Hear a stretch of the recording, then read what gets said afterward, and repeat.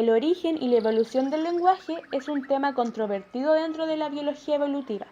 Para Darwin, la capacidad lingüística experimentó un proceso de evolución por selección natural, es decir, que todos tienen las mismas oportunidades de sobrevivir, desde los primates, que eran capaces de emitir gritos inarticulados, hasta llegar a los seres humanos, que son provistos de lenguaje articulado y además de reglas sintácticas.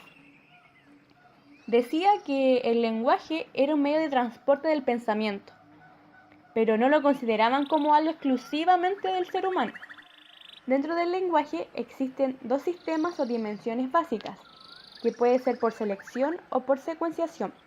Ambos sistemas del lenguaje dependen de áreas cerebrales diferentes, como la temporal y la frontal, y se basan de formas de aprendizaje distintas, como declarativa o procedimental.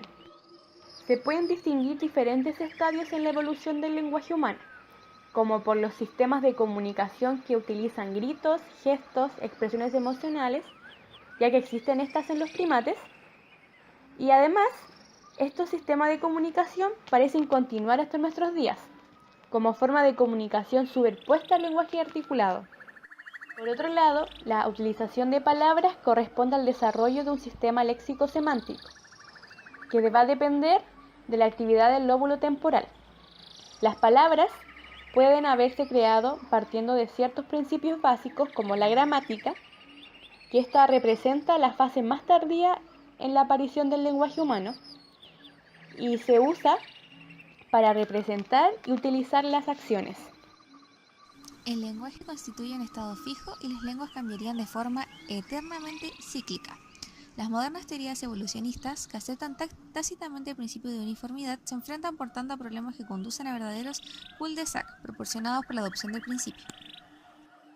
Darwin dedicó 2 volúmenes a transar argumentos sobre cómo injertar las capacidades intelectivas en su teoría de la selección, tanto la selección natural como la selección sexual. Los problemas más serios para el evolucionismo surgen al determinar, en primer lugar, qué presiones o fuerzas selectivas han actuado en la formación del lenguaje. En segundo lugar, cuál es la función originaria del lenguaje.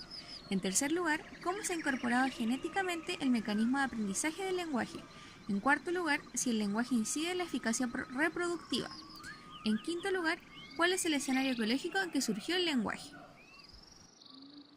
Estas son las preguntas a las que tiene que hacer frente, en última instancia, el estudio actual de los orígenes del lenguaje en el marco neodarwinista.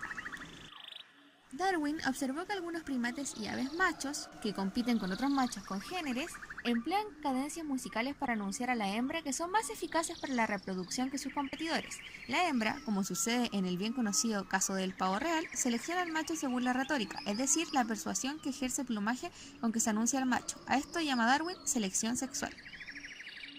Después, prosigue Darwin, el pensamiento usa el lenguaje como su soporte indispensable. En consecuencia, dice, la utilidad del lenguaje para ser un inteligente es innegable. Y por ello, los órganos de la voz, lengua y labios se han desarrollado más en el hombre que en otros mamíferos superiores. El origen del hombre y la selección en relación al sexo, según Darwin, sugirió que la selección sexual era responsable de la evolución del lenguaje, el cual debió tener origen a partir de llamadas de atracción sexual, semejante a las que utilizan hoy en día muchos primates.